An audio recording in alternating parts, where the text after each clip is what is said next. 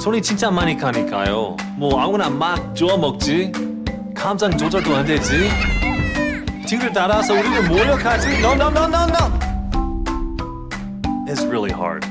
해외 시장이 어려운 주린이가 걱정되신다면 대한민국 주린이 집 이베스트 투자증권.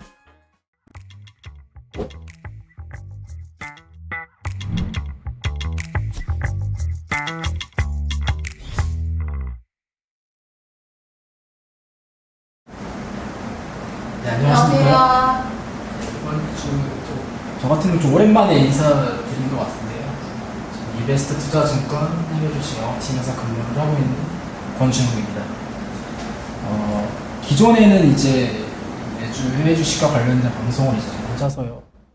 시황 그리고 이제 특징주 주간 단위에서 특징주 그리고 뭐 ETF까지 해가지고 이렇게 소개를 해드리는 방송을 진행을 했었는데 이번 주부터는 조금 다르게 가보게 될 것 같고요.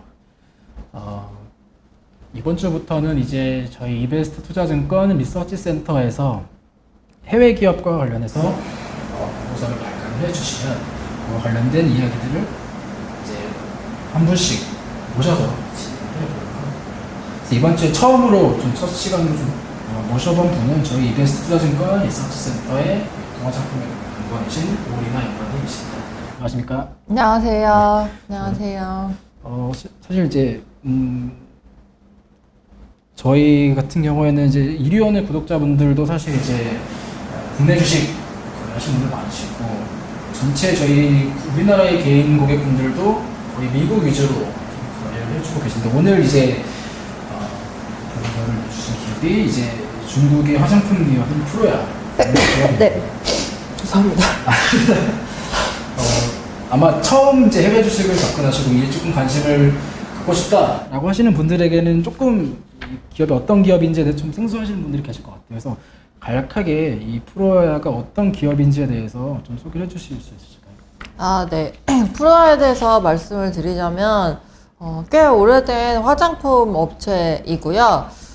저희가 이거 다음 페이지에 보시면은 브랜드 포트폴리오가 나와 있는데 대표 브랜드로는 프로야라는 브랜드이고요. 그래서 아모레퍼시픽이 아모레퍼시픽이라는 브랜드 가지고 있는 거랑 뭐 마찬가지라고 보시면 되겠고 그 외에도 뭐 스킨케어 브랜드 및 최근에는 색조 전문 브랜드 인수를 많이 하면서 여러 가지로 좀 포트폴리오를 늘려나가고 있는 그런 업체입니다. 근데 어쨌든 중요한 거는 최근에 이제 떠오르고 또 잘하고 있는 브랜드는 프로야라는 브랜드라는 거고요. 시가총액이 한 8조 원 정도 되고 있습니다. 근데 저희가 이 회사를 좀 주목하고 있는 이유는 아무래도 중국 화장품 시장이 굉장히 많은 변화를 겪고 있는데 회사가 올해 2분기 때 중국 봉쇄 영향이 있었음에도 불구하고 매출이 두 자릿수 성장을 했거든요. 그렇다 보니 이제 어려운 시장 환경 속에서 어떤 걸 잘하고 있는 업체들이 좀 주가 흐름이 좋았는지를 좀 살펴보기에 적합한 기업이라고 보고 있어서 꾸준하게 업데이트 해오고 있는 기업입니다. 말씀 좀 위에서부터 좀 이야기를 같이 좀 해보려고 네. 하는데 말씀해 주셨다시피 때 2분기 실적 같은 경우에는 YOY로 했을 때 뭐 35% 정도 근데 거의 주된 성장 요인으로는 이제 특히나 온라인 채널 쪽 아무래도 이제 코로나 이후에 많은 오프라인 기업들이 유통 채널을 이제 온라인 쪽으로 전환하는 과정에서 좀 긍정적인 분석들이 많이 제기가 됐었는데 프로야도 마찬가지라고 보면 되겠죠. 네, 이 회사가 좀 특징적인 게 기본적으로 온라인 기반으로 원래 했던 브랜드는 아니었어요. 그래서 거기 다음 페이지에 봐주시면 그림 98번에 온라인 매출 비중이 나와 있는데 사실 2013년도만 해도 이 전체 매출 중에서 온라인 비중이 9%밖에 안 됐었거든요. 근데 이게 지금 올해 상반기 같은 경우는 88%니까 거의 90% 가까이가 지금 다 온라인에서 판매가 되고 있다고 보시면 되겠고 특히나 이제 봉쇄 때문에 오프라인 점포에 방문하는 게 어려워졌다 보니까 이렇게 채널을 시프트를 해놓은 그런 모습이 지금 최근에 좀 불리한 환경에 맞닥뜨렸을 때 더 좋은 성과로 나타났다 이렇게 보실 수가 있고요. 온라인 쪽의 성장률이 좋으니까 영업이익률도 지속적으로 개선이 되고 있는 모습이 나오고 있는 그런 회사입니다.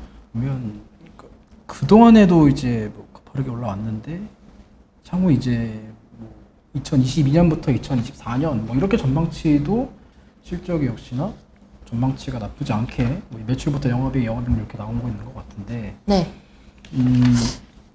사실 이제 거의 이제 긍정적인 내용들이 굉장히 많은 것 같아요. 그 온라인 채널 말씀하셨다시피 그런 것도 있고, 그 다음에 이제 단일 품목, 그러니까 이 보고서에도 이제 언급해 주셨지만 이 화장품의 어떻게 보면 트렌드의 주기가 굉장히 짧아지고 있고, 특히나 중국 같은 경우에는 어떻게 보면 화장품 상위 기업들, 점유율 냈을 때 상위 업체들이 굉장히 빠르게 교체가 되고 있는 그런 과정인데, 그러면 이 프로야 같은 경우에는 이 대표 상품이라고 할 만한 상품이 있을까요?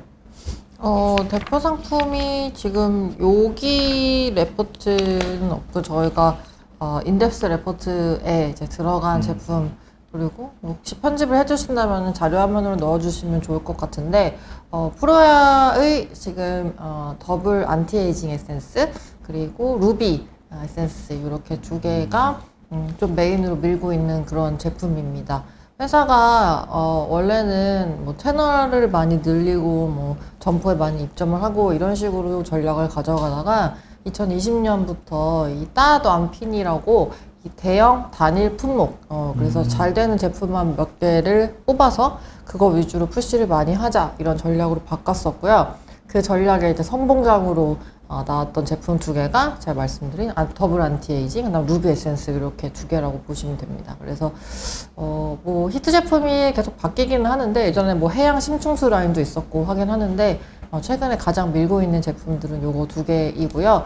가격대는 뭐 그렇게 싸지도 않아요. 뭐 그렇게 또 비싸지도 않고, 그래서 충분히 중국 소비자분들께서 완전 럭셔리는 또 아니지만은 기능은 또 충실히 하고 있는 그런 가성비 제품으로 많이 잘 팔리고 있는 그런 상품입니다. 특히 이제 중국의 자오 C1A라고, 이 자오가 아침 조자라서 아침에는 C, 그래서 커피를 마셔가지고 잠을 깨우고, 그다음에 완, 저녁에는 이제 만자인데 그 A, 비타민 아니죠? 알코올을 마셔가지고 잠을 깨운다, 이런 식으로 신조어가 있어요. 되게 유치한데 우리나라로 치면 약간 알잘 딱갈생 같은 거죠. 네. 그래서 이 회사가 그걸 가지고서 아침에는 비타민 C가 들어가 있는 걸 바르자, 그게 더블 안티에이징 에센스고, 저녁에는 A가 들어가 있는 걸 바르자, 뭐 루비 에센스다, 이런 식으로 해가지고 뭐 마케팅을 했는데, 뭐 그런 게 잘 먹혔나 봐요. 그래서 이번 1, 2분기 상반기 전체로 봐도 두 자릿수 성장을 했고, 이게 좀 놀라운 성과인 게, 봉쇄도 그렇고 뭐 중국이 워낙에 안 좋았다 보니까 상황이, 글로벌 업체들도 뭐 매출이 감소했었거든요. 아무래랑 LG생명 같은 경우도 두 자릿수씩 매출이 감소했는데, 지금 35% 매출이 증가했다는 거는 혼자 정말 잘했다, 이걸 보여주는 성과라서, 그렇다 보니까 주가도 지금 받고 있는 멀티플이 그렇게 싸지는 않죠. 네. 확실히 주가 길게 봤더니 상승률이 굉장히 컸고, 물론 네. 이제 최근 같은 경우에는 고점 대비 한 15%, 16% 정도 지금 빠져있긴 한데, 그래도 어쨌든 시장 그쵸. 대비해서는 확실히 좀 아웃퍼폼한 게, 충분히 아마 스트를 보시면 관심을 보이실 만한 투자자분들이 많이 계실 것 같고요. 네. 그리고 갑자기 궁금한 게, 이제 그러면 지금 프로야 같은 경우는 거의 중국 쪽에서 발생하는 매출에 대한 비중이 크다라고 봐야겠죠. 그쵸. 그러면 거의 대부분 혹시 중국이죠. 중국 쪽 이외 해외 쪽에 대한 매출에 대한, 향후에는 그런 쪽에 대한 기대감도 가져갈 수 있는? 아무래도 중국 업체들도 그런 고민을 분명히 하고 있을 거라고 생각이 되고요. 왜냐면은 과거에 일본이 이제 아시아 국가 중에서는 가장 먼저 경제 성장을 이뤘었고, 그리고 국민소득 뭐 3만 불이라든지 이런 또 지표도 달성을 제일 먼저 했다 보니까 저성장에 가장 먼저 직면했던 그런 국가였었잖아요. 근데 과거에 뭐 시세이도나 고세 같은 일본 화장품 업체들의 전략을 보시면은 결국에는 뭐 중국도 그렇고 심지어 미주 쪽까지도 해외 확장을 하면서 사업을 좀 꾸준히 넓혀 가려고 하는 모습들이 나왔고, 뭐 우리나라도 아시겠지만 최근에 중국이 경쟁이 워낙에 심하다 보니까 이제는 미국 쪽으로 조금 눈길을 돌려서 여러 브랜드들 인수하는 그런 움직임이 나오고 있는데, 중국도 이제 성장이 뭐 이제 막 시작이 되었다 보니까 지금이야 좀 여러 브랜드들이 좀 난무해도 성장에 좀 얹혀가지고 같이 좀 실적을 낼 수 있는 상황이지만, 종국에는 결국에 이쪽도 좀 포화가 되겠죠. 그래서 그 다음으로 다들 이제 보고 있는 시장은 뭐 아세안 지역이나 이런 쪽이 있는데, 근데 이쪽은 아직까지 소득 수준은 좀 낮은 편이다 보니까 이제 그런 부분들이 좀 폭발적으로 올라올 때까지 기다려야 될 것이다 이렇게 보고 있습니다. 그래서 결론적으로 대답에 대해 그 질문에 대해 말씀을 드리면은 향후 중장기적으로 봤을 때 분명히 가야 될 길은 거 맞다. 해외 확장 쪽은 이렇게 보고 있습니다. 그럼 중장기적으로는 이제 가능성이 있지만 아직은 네, 그쵸. 지금은 중국만 하고 있다. 그럼 현재로 돌아선 제품 보게 되면 이제 중국의 공식적인 화장품 브랜드만 뭐 1000개가 넘는 굉장히 많다라고 알고 있는데 네. 물론 저는 이제 화장품 사실 개인적으로 막 잘 쓰고 그러진 않아서 네네. 혹시 그러면 연구원님께서는 이 프로의 브랜드의 화장품 실제로 이용을 해보신 경험이 혹시 있으신가요? 아니요, 저희가 2016년도 이전까지만 해도 중국 출장이 굉장히 잦았거든요. 왜냐면은 우리나라 화장품 업체들의 주가 실적이, 주가 성과가 뭐 2013년도부터 해서 너무 좋았다 보니까, 그리고 또 그거를 이끌어 왔던 게 중국 시장이었고 중국 실적이었다 보니까 잦았는데, 가서 이제 화장품 박람회 가가지고 이렇게 그럼 중국 화장품 브랜드들도 오거든요. 그래서 이렇게 찍어서 발라보고 하면은 잘 안 발려요. 막 이렇게 겉돌고 막. 네, 그리고 막 뚜껑 이런 것도 막 이게 안 맞아가지고 홈이 안 맞아갖고 막 그러고 막 이상한 한국말 써있고 그랬어요. 왜냐면은 그냥 한국말 써있어야지 그쵸, 팔리니까. 맞아요. 그래서 그런 짝퉁들이 많았는데, 근데 최근에는 사실 이거 만들어주는 업체들이 또 우리나라 ODM들이 가가지고 또 진출을 했다 보니까, 그리고 또 우리나라 ODM 업체들에 있는 연구원들을 많이 뽑아서 또 그쪽에 많이 심어놨다 보니까 중국 사람들이, 중국 브랜드들이 그렇다 보니까 많이 레벨업이 됐다고 이제 알고 있고, 근데 2017년도 이후는 사드 이후 때문에 또 업종도 안 좋았고, 그 뒤로는 저희도 이제 출장이 거의 없다고 보시면 되었고, 그리고 또 코로나 때문에 지금 못 가고 있었잖아요. 그래서 뭐 최근에는 접할 기회는 없었습니다만은 한층 더 레벨업은 진짜 확실히 됐다고 보고 있어요. 지금 여기 그림에 보시는 것처럼 102번, 103번 그림 나와 있듯이 뭐 그냥 특히 103번은 뭐랄까요? 뭐 유럽의 그런 약국에서 파는 그런 더마 화장품 광고라고 봐도 무색할 정도로 진짜? 예. 네. 그래서 전혀 중국 색이 별로 안 드러나잖아요. 그런 식으로 돼 있고, 또 반면에 왼쪽에 보시는 이 색조 브랜드는 또 약간 중국의 미, 요새는 또 애국주의가 또 그쵸. 워낙에 팽배하다 보니까 이제 그런 것들, 그래서 그런 것들 또 색깔을 많이 넣어서 한 것도 있고. 그래서 품질은 어쨌든 제가 써보진 않았지만 확실히 과거보다는 더 올라왔을 걸로 볼 수 있습니다. 사실 중국 내에도 이제 그러면 뭐 대표적으로 이제 프로야도 있지만 뭐 상하이자 같은 네. 기업들도 있을 거고, 뭐 마루비 같은 브랜드도 있을 거고 한데, 그런 기업들보다도 확실히 좀 주가로만 봐도 사실 이제 퍼포먼스가 확실히 상대적으로 좋은데, 네. 그러면 대표 상품이라고 할 만한 부분들도 어떻게 보면 이쪽에서 프로야에서 나오는 제품들이 계속적으로 조금 더 좋게 평가를 받고 있는 것도 좀 긍정적인 요인으로 봐야 되니까요. 그쵸. 뭐 상하이자와 같은 경우는 저희가 뭐 2016년 때 아까 제가 박람회 갔다 네네. 말씀드렸는데 그때 탐방도 갔었어요. 그래서 미팅도 했었거든요. 네.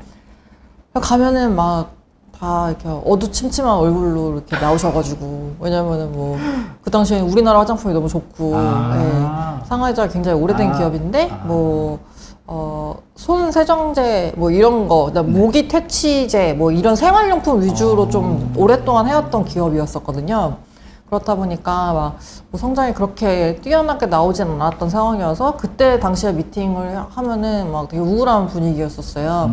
근데 최근에는 그 상하이자와의 대표 브랜드 중에 하나가 허브리스트라는 브랜드인데, 바이트하우스라는 브랜드인데, 이 브랜드가 그 우리나라로 치면은 라네즈급의 브랜드였었거든요, 과거에는. 네. 근데 최근에는 여기도 이제는 럭셔리 제품을 만들겠다라고 해서 굉장히 레벨업을 많이 해서 에스티로더의 갈색병보다도 더 비싼 그런 에센스가 나와요. 네. 상하이자와의 허브리스트 브랜드에서. 네네. 그래서 뭐 과거로 치면 중국 화장품을, 왜냐면 저희가 뭐 저희 지난번에 이리온 녹화할 때도 말씀드렸긴 했지만 인도 음식 많이 먹고 하지만 인도 화장품이랑 프랑스 화장품이랑 있으면 왠지 더 프랑스 화장품에 손이 가잖아요. 그쵸. 네, 그런 거랑 마찬가지로 이제 중국의 에센스가 갈색병보다 더 비싸다라는 거는 약간 통념상 받아들이기 어려운 부분인데, 이제 그런 것들 나오기 시작했다는 게 확실히 과거 대비 레벨업 됐다는 걸 방증하는 부분이죠. 확실히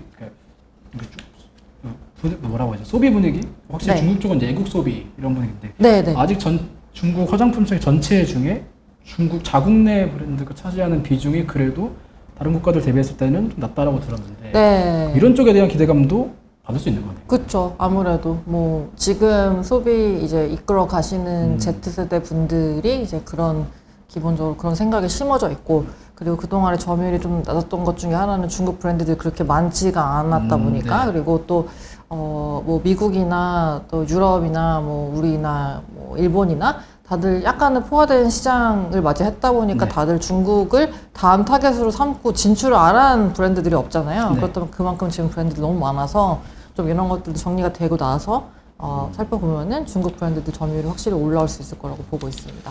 그러면 이제 이 기업의 그러면 어떻게 보면 네. 리스크 요인이라고 할 만한 게 지금까지 들어왔을 때는 특별히 그렇게 많이 보이진 않는데 그러면 이제 밸류에이션 네. 높은 밸류에이션 이외에 이 기업에 조금 조심해야 할 만한 부분들도 혹시 있을까요? 사실 온라인 매출 비중이 너무 많이 올라왔다 보니까 네. 이거를 뭐 더 레벨업이 돼서 이제 100% 근접하게 왔을 때는 네. 뭐 어떻게 수익성을 올릴지에 대한 부분도 고민이 있을 것이고요. 그리고 회사가 뭐 지금 70배 가까이 받고 있는데 네. 근데 이게 과거에 우리나라 그 중국 면세점이나 뭐 이런 것 때문에 한창 좋았을 때 밸류에이션이 이 정도랑 비슷했었어. 60배, 70배 막 이랬거든요. 네. 그러니까는 뭐 그 다음 거는 뭐냐, 그 성장에 대해서 뭐 그 다음 브랜드는 뭐가 있느냐, 그리고 중국 다음으로 나갈 뭐 진출 국가는 뭐가 있느냐, 뭐 이런 것들에 대한 뭐 푸시백이 좀 있을 수는 있다고 저희는 생각하고 있습니다. 근데 어쨌든 이렇게 멀티플을 높게 받고 있다라는 거는 네. 그만큼 계속 성장성을 보여줘야 되는 거잖아요. 네네. 그렇다 보니까 이제 그거에 대해서 어떻게 대응할지. 예, 왜냐하면 시장 자체가 지금 그렇게 좋은 상황이 중국 화장품 시장 자체가 예, 좋은 상황이 아니라서 이제 그걸 어떻게 더 아웃퍼폼을 꾸준히 해 나갈 수 있을지가 가장 좀 관건이다 이렇게 보고 있습니다. 그러면 2분기 같은 경우에 사실 뭐 시장도 그렇고 이제 그리고 1, 2분기에서 뭐 선크림 같은 경우에 뭐 리콜 관련된 내용도 있었음에도 네, 맞아요. 불구하고 2분기에는 실적이 사실 긍정적으로 나왔는데 그럼 이런 부분들이 앞으로도 계속 이어지려면 중장기적인 성장 모멘텀을 보여줘야 되는 거죠. 보여주지 않는다고 네. 했을 때는 이런 높은 밸류에이션이 확실히 좀 부담이 될 수 있다라고 그쵸. 말씀해 네. 주신 거죠. 근데 뭐 워낙에 또 잘 해왔던 업체다 보니까 저희도 이제 중국 화장품 시장을 이해할 때 꾸준히 팔로업 하면은 또 비단 프로야뿐만 아니라 네. 또 전체적인 시장 환경을 이해하시면 또 다른 네. 투자 기회가 나올 수도 있으니까요. 네. 왜냐면 최근 또 더마 화장품이 많이 떠오르고 있어서 이거 관련한 바이오는 아니죠. 그 히알루론산 원료 업체라든지 뭐 이런 업체들도 지금 화장품 시장에 뛰어들고 있거든요. 네. 그래서 그런 트렌드를 보시면은 또 다른 투자 기회도 잡으실 수 있을 거라고 생각이 듭니다.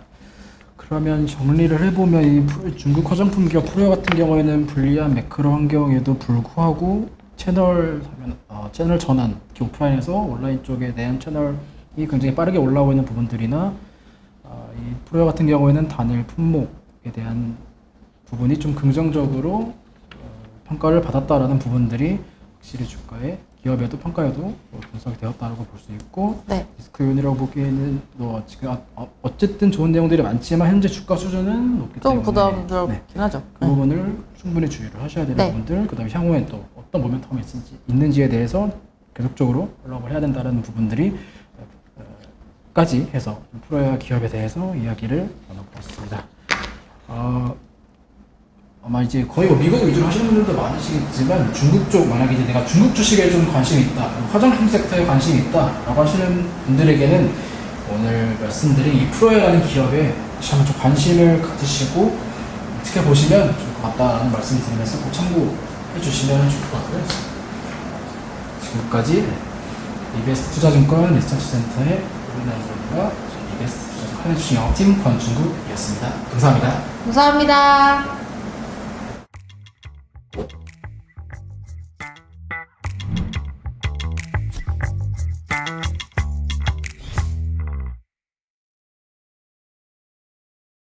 민재야, 잘할 수 있지? 아무데나 기웃거리지 말고 늘 매사에 침착하고 빨간불 파란불에 흥분하지 말고. 걱정 마. 잘할 수 있다니까 진짜. 시작이 어려운 주린이가 걱정되신다면 대한민국 주린이 집 이베스트 투자증권.